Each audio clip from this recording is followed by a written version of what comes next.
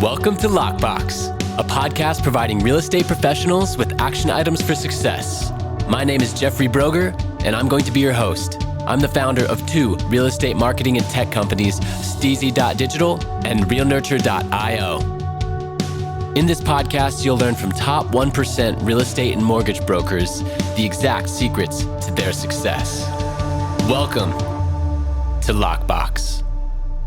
Welcome to Lockbox. My name is Jeffrey Brogger, and I'm here today with Eric Stegemann. Eric, thanks for being with us. Thanks for the invite. I appreciate it. Looking forward to chatting. Yeah, absolutely. So why don't you first tell our listeners who you are, where you're from? My name is Eric Stegemann. I am the CEO of Tribus. We are the largest independently owned prop tech company, meaning we make software technology. And in our specific case, we work with some of the largest brokerages in the entire country. So our typical model that we go and work with a brokerage is that we, sit down and really understand their needs and then kind of custom design a software system for what they need at that exact moment in their brokerage. I'm originally from St. Louis, Missouri, go Cardinals, and have lived in a number of places since then. In fact, when Tribus first got started, we started in Orange County, California, have since lived in Chicago, Denver, Colorado, where we both have offices, and recently in the northern part of Florida. Awesome.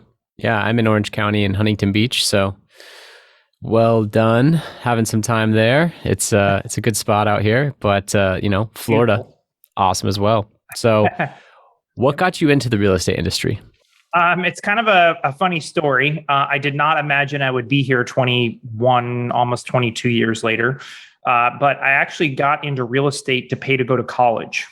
So nice. I never imagined I would be here, because actually what happened was I went to a school, and back 20 something years ago, it was at that point about $45,000, $47,000 a year to go there. And, family didn't have the money to be able to throw 40 something thousand dollars at school. And I didn't really want to leave with, $200,000 in debt, in student debt. And so I looked around and I said, what are some jobs that I could do? And of course, there are campus jobs that paid back then about $5 an hour. Nothing, yeah. And there's other things that you can do, but I was really looking for something where I could do it, on my own time after I was done with class and after homework and everything like that was complete. But that I could, in a year, essentially make enough to pay for my college that year. And I got done with the first year, and I started selling real estate. I had gone into college and been doing all of that at the exact same time. And I made just over $100,000 selling real estate my first year in the business. Wow. And then it became an entirely different conversation with my parents, which was, why am I going to college? That is exactly correct. So I said, I'm not sure I should do this. I'm making my engineering job back 20 something years ago, would have made about $30,000 a year as an entry level job. And I said, I can make $30,000 doing that, or I can make $100 and something thousand a year selling real estate. So I said, I'm going to do the real estate thing and transfer to a different school, because I promised my mom I would graduate with a degree. And so I transferred to a different school that I could do more as a commuter type of a school. And it wasn't, I didn't have to do, 15, 18 hours a semester. And ended up, I did graduate with a business degree with an emphasis in marketing, but started real estate.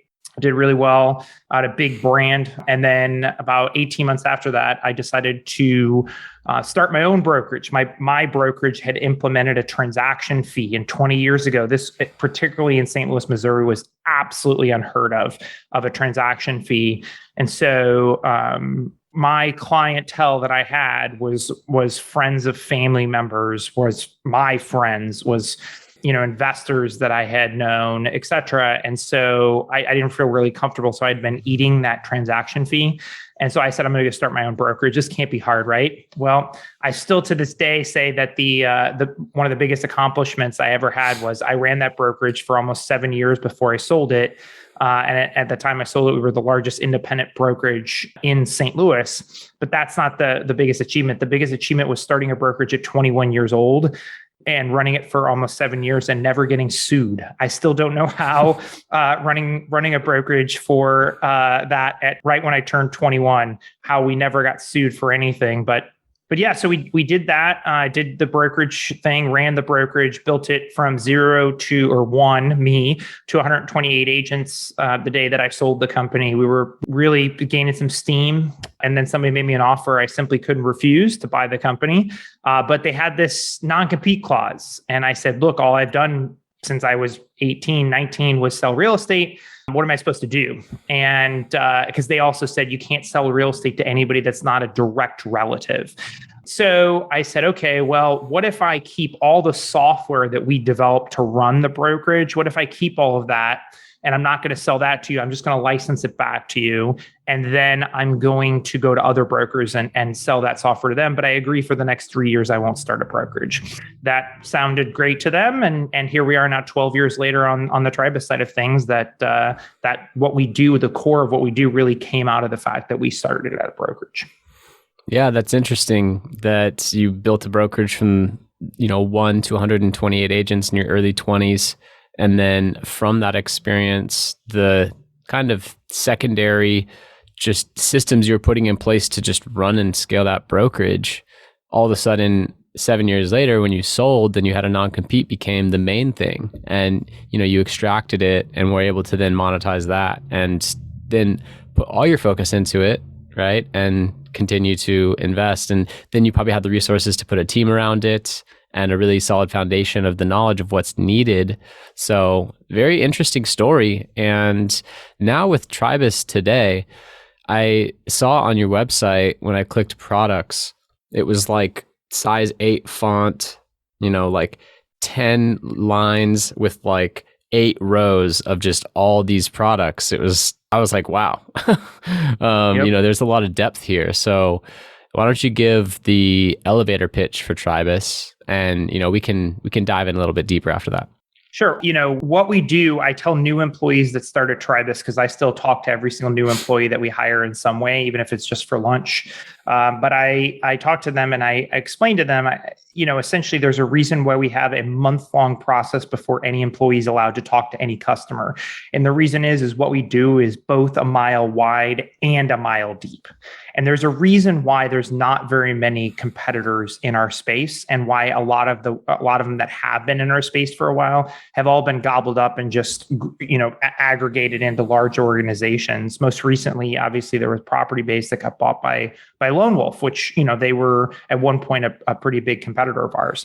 But the hard part in this side of the business is when you work with brokerages to get the best adoption and to have the best platform that brokerages are happy with, you kind of have to do most, if not everything tech-wise that they need. And so we do their websites. We do both custom and semi-custom brokerage websites. We do websites for every single real estate agent that brokerage has, every team that brokerage has. We do search engine optimization for the brokerage. We just launched our ads platform called Tribus Engage, where either the brokerage or the agents can do ads or listing ads or Google ads or whatever to drive traffic and drive leads to their websites. We then have a CRM, and our CRM is not just a lead management tool. It's an actual CRM that agents actually enjoy using, and turn off other CRM tools that they're purchasing to use the broker provided tool. Then inside of that, we have email marketing. We have saved searches from MLS data. We've got the ability to track calls and text messages. And it reminds agents to follow up with people they haven't spoken with in a while. Not just, hey, here's new leads, but here's folks that were past clients, and maybe you need to follow up with them every 120 days to just say hi.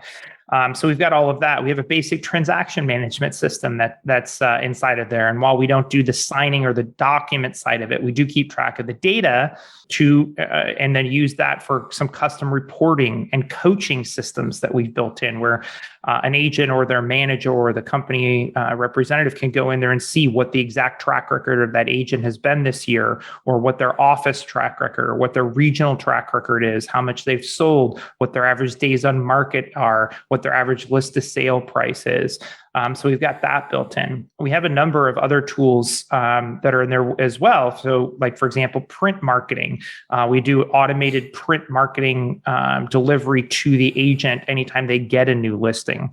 That's all in there. We also have some unsexy things that when brokers realize it's there, they're like, wow, I didn't even know that anybody was doing this. For example, our data warehouse, where we aggregate all the brokers' data, including sometimes 20 or 30 years of back brokerage data, sale transaction data, roster data.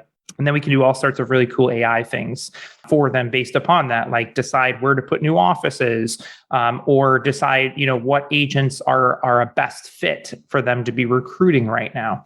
So, we do all of that as well. So it's a pretty wide set of tools that we build. But when it comes down to it, the thing that I say is our secret weapon at Tribus is we're the only vendor in the space that does 12-hour-a-day support and success/training for every single agent in every single brokerage. So most of our competitors, they support the staff or a certain number of staff. Or when an agent needs help, they're talking to somebody in China or India. Every person that works at Tribus in the United States, and if an agent needs help, they're talking to somebody that's gotten a month of training before they're even allowed to talk to that person. And then we help coach them on how to do better with their ads, what they can put on their website. Help them send email marketing. And we do that all 12 hours a day. And it's one of the reasons why we have the industry leading adoption rate at 44%, which we're pretty darn proud of. So as you can see, it's a very wide set of tools and products that we offer. But when you come down to a brokerage, they don't want tools that are, they don't want 15 different tools that do 15 different things that don't talk together or say they talk together and never do. They want something that's really connected, works in one place, and that they want to have one place to go to if they need help with those tools. Right. Yeah, it makes sense. And I admire your focus on support.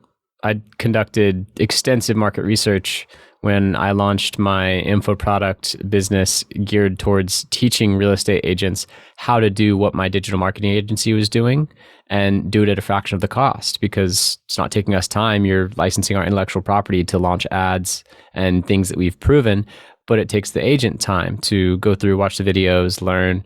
And the adoption rate was extremely low. The churn was high, and we were trying to look at how we can improve this. And we implemented some group and one-on-one coaching availability, chat functionality where they could chat a question and we'd get right back to them. And it was really difficult to grow that, even as a small firm within the last couple of years.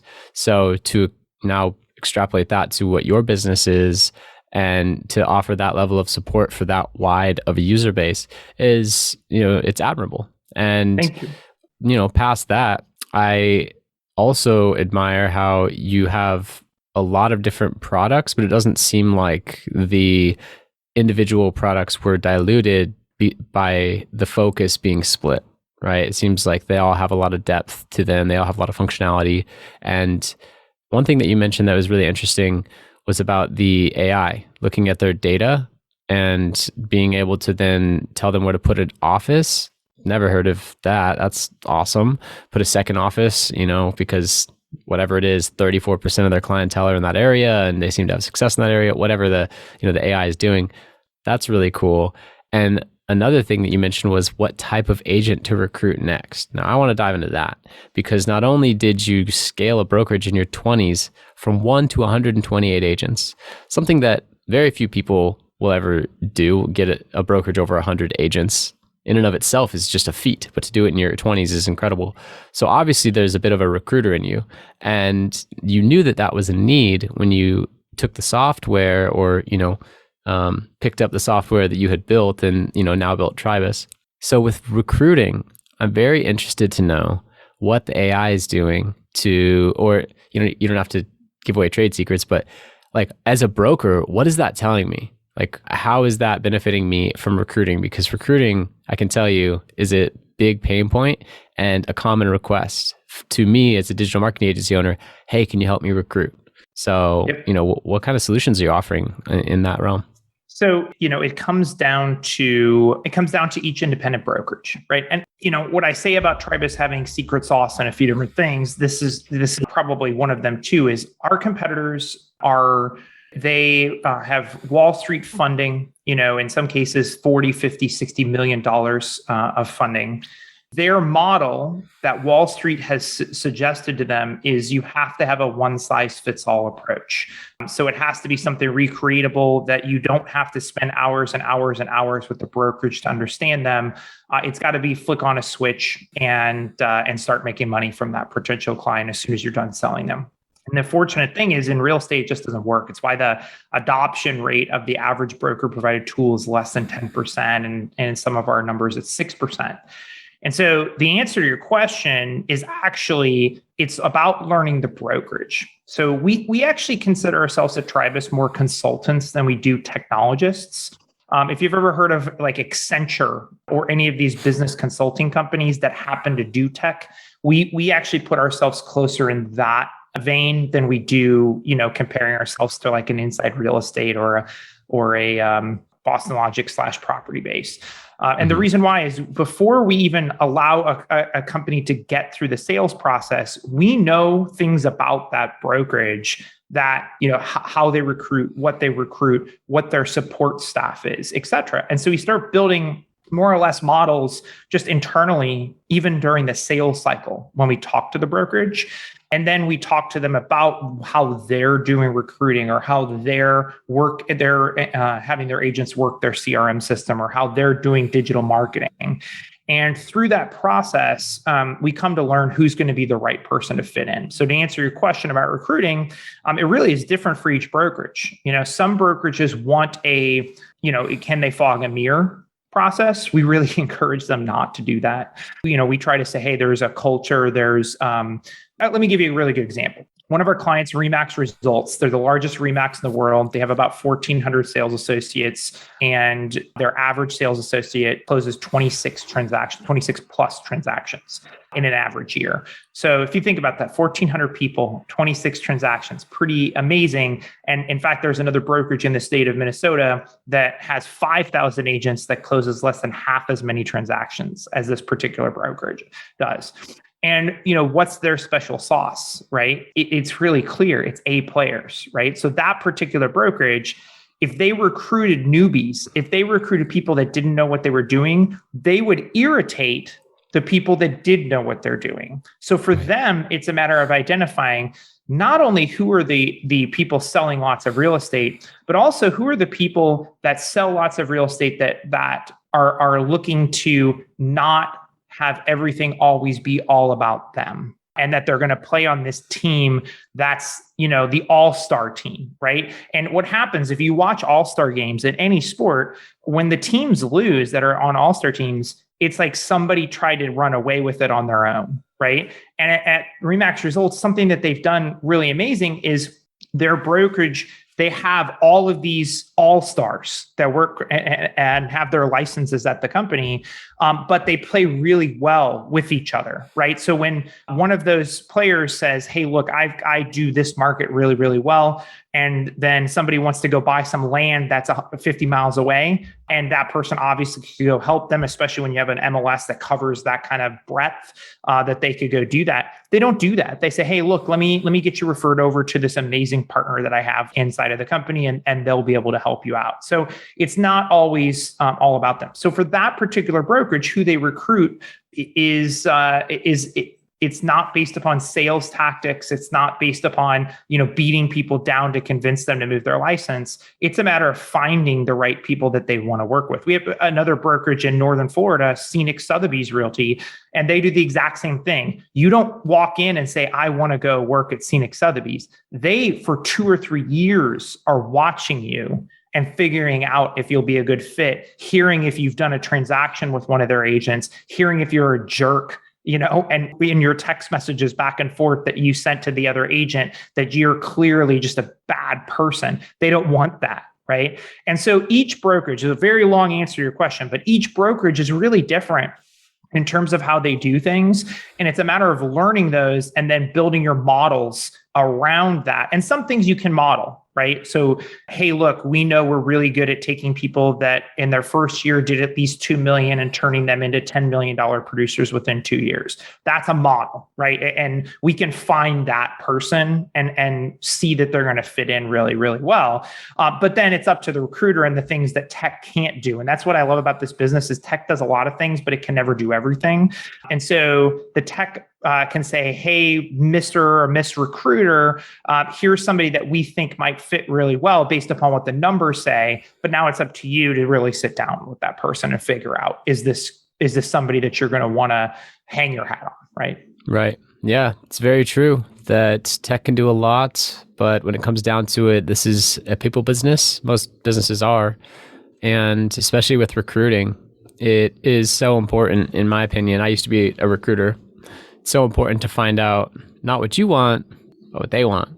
And really, if there's alignment there, you can make them see the light of how this office could be a vehicle for them to achieve what they want faster, better, more enjoyably, then that's the secret sauce, right? But that happens in person. It's any sales, right? Like when people call into Tribus and people call into our competitors, it's a very different process. We sit there and kind of vet them and then also, talk about what their needs are. We do in our sales team, they do a first call that's 30 minutes. And all we ask is, what do you like about your current vendor? What don't you like about your current vendor? What are your current pain points? Where do your employees spend lots of time that you think they shouldn't be spending time? That's what our first call is. We don't show anything on the first call. Nothing. There's zero Zoom video demo on the first call because we have to understand that brokerage and make sure it's going to be a good fit first. The same thing happens in recruiting. The same thing happens in any real enterprise sales of anything that's out there is you got to make sure it's going to be a good fit. Otherwise, you end up with what in the NPS world, the Net Promoter Score world, is called bad profits. You can have somebody sitting there paying you, but they're off saying bad things about you down the street or frustrated about it or whatever it happens to be. And it's not a good thing for anybody. And so the same thing happens with agents. If you recruit an agent and that agent's making you $100,000 a year, but they're causing you $1 million a year in grief, is it worth having that person on your roster? Right. Very interesting. And couldn't agree more. So this podcast is really about action items for success. In fact, the description of the show is a podcast providing real estate professionals with action items for success, right? Yep. Actions. That is so key. That's everything. You can talk, you can think, but until you take action, nothing actually happens. And in my experience, in direct selling especially, where your paycheck is dependent upon the actions that you take, it's a direct correlation. I've found that when I focus on a single most important action, that might be a key productivity indicator, a KPI, or something as simple as a phone call.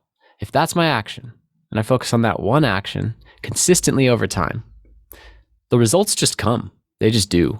And if you want to then double your income, you double the amount of actions you're putting in. And if you've run out of time, because you want to now double your income again, but you don't have the time, that's where you put a system in place. You bring in a new team member. You figure out a way to get those actions completed in that shorter amount of time. So my question to you, Eric, is what is the single most important action that you take on a daily basis that has attributed most to your success?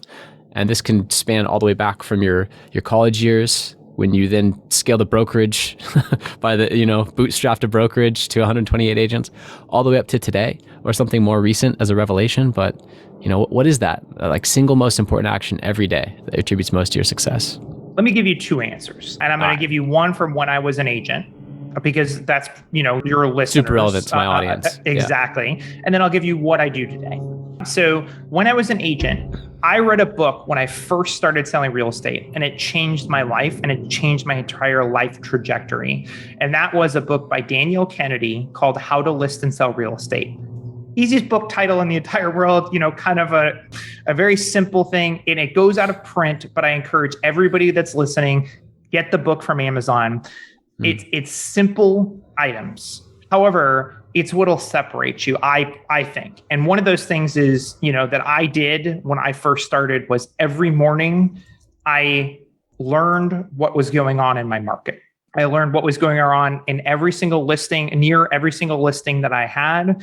I learned, where it was going on in the markets that my clients were looking for properties in, et cetera. And one of the things that is covered in this book is the importance of knowing data. When Danielle Kennedy started selling real estate, she actually had a index cards with what was going on in the market that she would keep handy to know, oh yeah, there's this listing down the street. Well, now we have it a lot easier where we have these little phones that we can just pull up there and say, oh, what's going on down the street. But the key was when somebody came to one of our open houses and when somebody came to one of my open houses, I could sit there and say, oh, well, this one's not the right one for you. There's one 5 doors down. I can show that property to you. Give me just a couple minutes. Let me get a colleague of mine here to finish up the open house. I'll walk you down there and show that property, or vice versa, right? And so I knew that data, and then I knew the markets, and I also knew where the things were being really successful in those markets. So I could go in and say, look, there's a new builder is coming in over here. There's going to be a bunch of new development that's over here. Or, hey, lots of people are looking to move here. Or Citibank just opened up a new headquarters for all of their credit card processing. They're going to want to have people that live in these areas. How do we take advantage of those? So knowing my data back then, and then essentially having almost an encyclopedia that somebody could ask me about real estate and I would be able to answer that for them.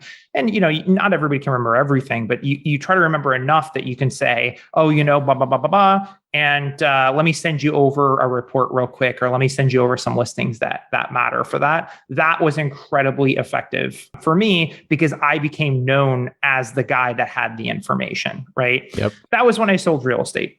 Today, it is all about service. And so if you ask our clients, if you would ask Tribus clients, what is a differentiator? CRM and a lot of tools today have become very commoditized. I get offers to invest in new tools like CRM tools frequently in our space.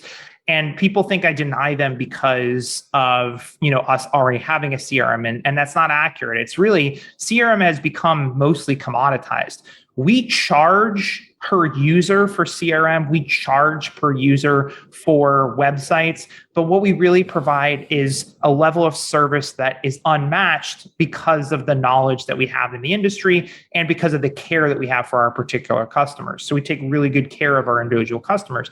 I have chains of messages, hundreds and sometimes thousands of messages deep between LinkedIn Messenger, Facebook Messenger, text message, phone calls with our clients. I talk to them regularly. I've talked to 5 or 6 brokers this morning, and it's noon, just of our current customers. We're checking in. How's this going? What are you seeing in the market? Is it slowing down? What's going on that you're seeing, or how's recruiting going? Because recruiting season is getting ready to kick up here fairly shortly, where people make the decision to make the moves on their licenses. So I ask them all those questions, and then I always ask them, how can I help? What can we do at Tribus to make things better? And so for me, nothing has changed our business as much as moving from operating on the business on a daily basis that I did for the first 5 or 6 years that Tribus was around, where, for the first few years, I was the support rep.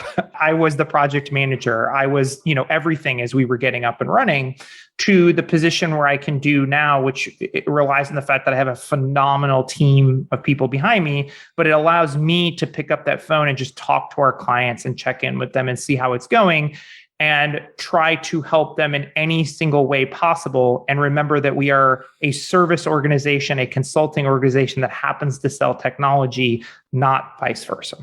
Very interesting. In the beginning, when you were talking about the first most important action being the information gatherer, the encyclopedia of your market, what stuck out to me there was when someone would ask you a question, you were able to speak in such a way that whatever you said was just scratching the surface.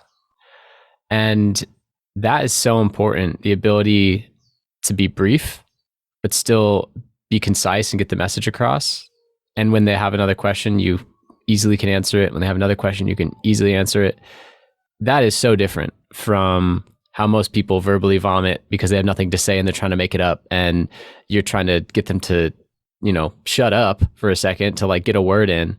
Because when you're the first person, where you're brief, you're concise, you are able to quickly answer their question and then allow them the space to ask another one, it keeps them wanting more and coming back to you for more. And then they really respect and value that information. So that is such a big part of it. And, today we live in an age where the information now, brokers are no longer the keeper of information. But something that I heard in a podcast interview a few weeks ago from one of my guests, which I love, is now we are the interpreters of information. Now there's information overload. And we can act as the person who can look at this data or this spreadsheet or all these hundreds of listings or this inventory and all these things going on and be able to make that make sense for our client and what their goals are. It's like financial advisors. So funny story that you say that. When I started my brokerage, my goal originally was my best friend growing up, her dad was the COO of Edward Jones. And I had this vision to essentially set up our model as brokerages, as a brokerage to be very similar to their model. And if you're not familiar with Edward Jones, they have offices all over the place, but their offices are 500 square feet or 800 square feet, and there's only 2 people that work in the office. It's a very different model from like a Merrill Lynch or something like that had people in centers that had hundreds and thousands of people in a single office that just bombarded you on the phone. And the whole idea with Edward Jones is you went and had that relationship. You could sit down and you wouldn't get rushed out the door or off of a phone call in talking to somebody. And we had that same idea with what we were doing on the brokerage side of things, because what I said back 20 years ago was the thing of why realtors will always have relevance is the same reason why even 20 years ago when E-Trade existed, before even today of Robinhood and everything like that, if you have any serious amount of wealth, you don't rely on yourself to make those decisions. And while there are some people that will go and do that, and certainly some people that have become Bitcoin millionaires from more or less getting lucky on things, there are lots of people out there, and the vast majority of them that have, more than a couple $100,000, they're going to an Edward Jones representative and sitting down, talking through plans and creating them and helping or having the Edward Jones person help them understand what's going on. And a lot of realtors take for granted that everybody knows what's going on in the market because of exactly what you said. But what they forget a lot of times is that it's easy to spit data out there. It's really hard to distill that data. And just like in the financial service industry, I mean, you can go and find the historic stock price, what the price was from any tick of every minute of every single day, going back to the first day that the stock ever traded. It doesn't mean you know what's going to happen next. And who cares what happened in the past? What happens next is what, a buyer or a seller cares about, right? And that's where a realtor, a professional that knows their market, where they really come in, is to be able to sit down and say, hey, look, here's what's going on. Here's what I would suggest for you to do. Hey, by the way, markets are going crazy. We're getting 40 offers on property. Another really good example. My wife and I bought a house in Florida last year during the pandemic. The person that sold the house was selling it for sale by owner. He probably could have sold that home if he had talked to a realtor. He probably would have sold that home for significantly more than what we were able to buy it for, even at the beginning of the pandemic last year, because there was already, the average property in this area was already getting 10, 12 offers at that point.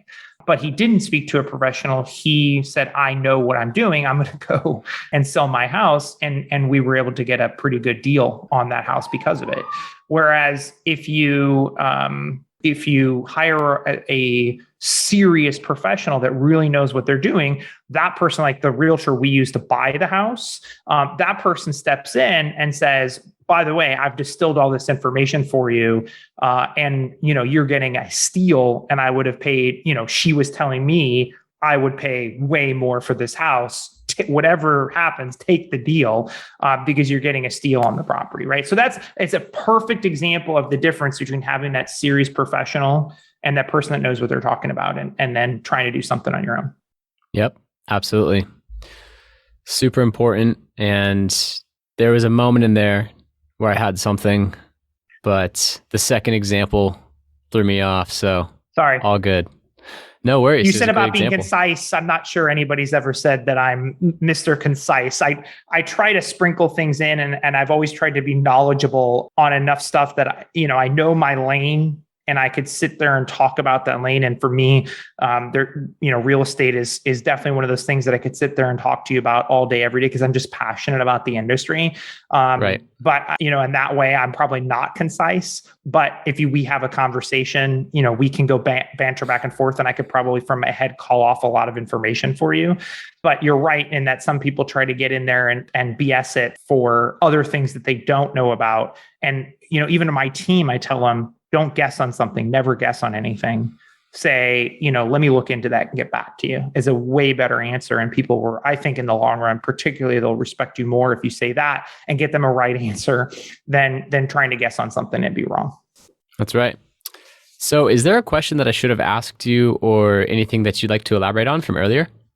Ooh, what's next in real estate? That's something that I get asked about frequently on different things that I'm on. Let me put it this way. If I was a broker or an agent that was listening in, if you watch any of the Facebook groups, Lab Coat Agents, or what should I spend my money on, or a couple of these other ones that are out there that are Facebook groups for realtors, you'll see pretty consistently that they bash the concept of an iBuyer. And they'll say, oh, well, they will offer you way less than it's worth. They do this, they do that. And if I was an agent, going back to our conversation about data and everything like that, Zillow and Opendoor have a lot of data, right? More than any realtor or more than any brokerage that's out there in terms of the data that they have. And even the brokerages that have data, all too often, they just store it in a database somewhere and they don't ever do anything with it. And I can assure you that Zillow and Opendoor are doing things with their data pretty consistently.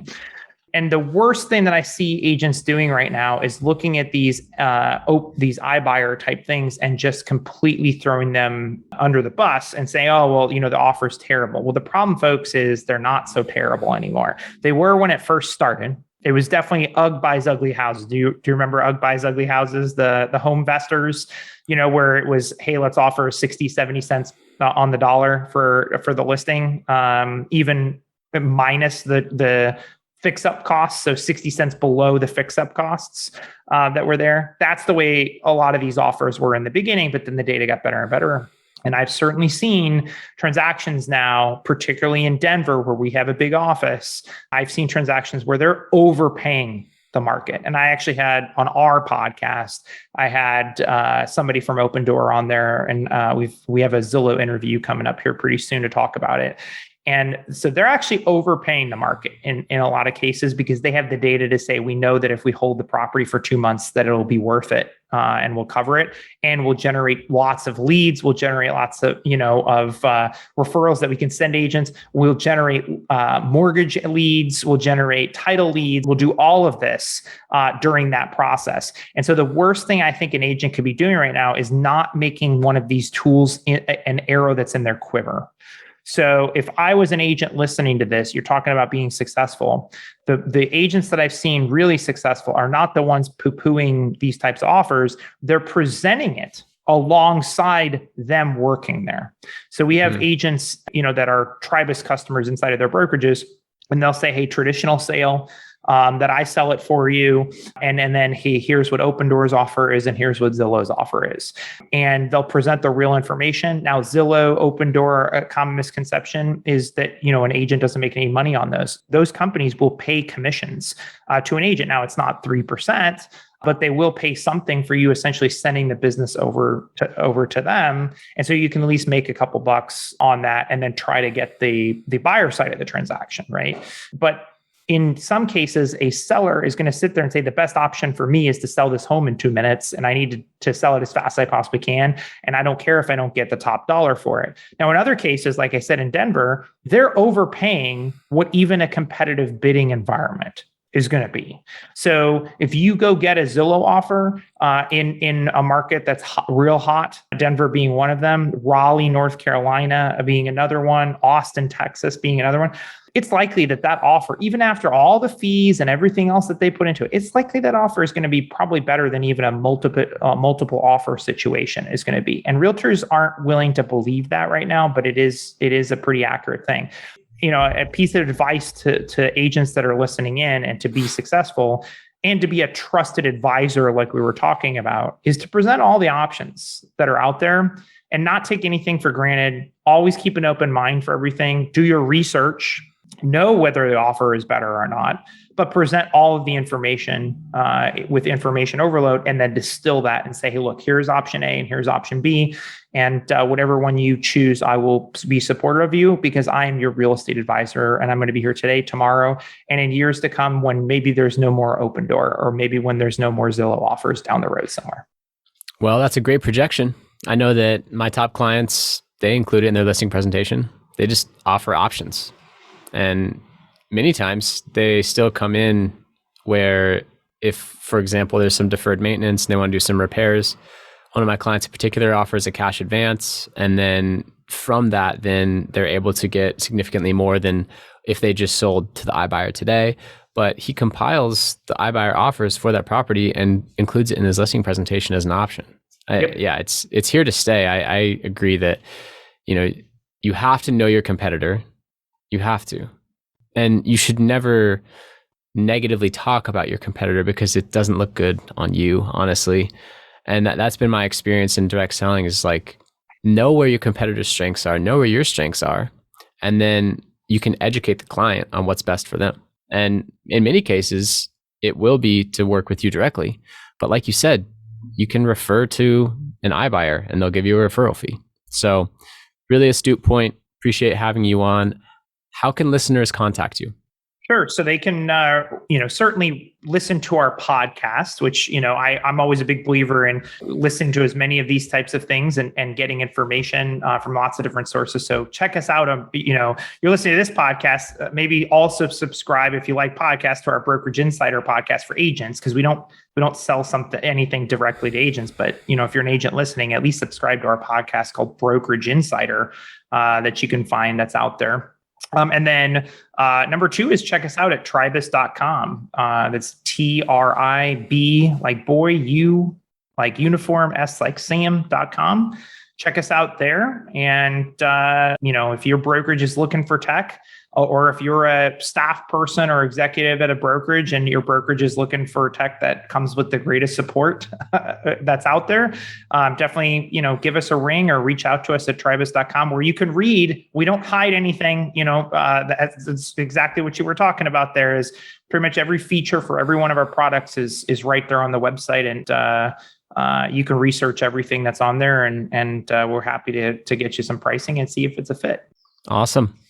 Well, I appreciate having you on. Eric Stegemann, everyone, previous successful broker, scaled and sold a brokerage with over 100 agents. I mean, that in and of itself is a huge feat. He could have just retired there, right? But no, he went and started Tribus, where all of the software systems from his successful brokerage have now just compounded with over 12 years of focused effort. And really, your focus on support is music to the ears of so many listeners, because how many times have we started something, not felt supported, then we just feel like we wasted money because we weren't able to actually adopt and get ROI from that product or service. So that focus on support is huge. And I really appreciate having you on the podcast today. Thank you. My pleasure. Thanks again. Really enjoyed it. Thank you for listening. If you want to accomplish your real estate goals, then I highly suggest downloading my free Ultimate Real Estate Goal Setting Framework. The link is in the description of the show, and it will help you break down your annual income goal into the amount of phone calls, appointments, or open houses you need in order to achieve that goal. Thank you so much, and we'll see you next time.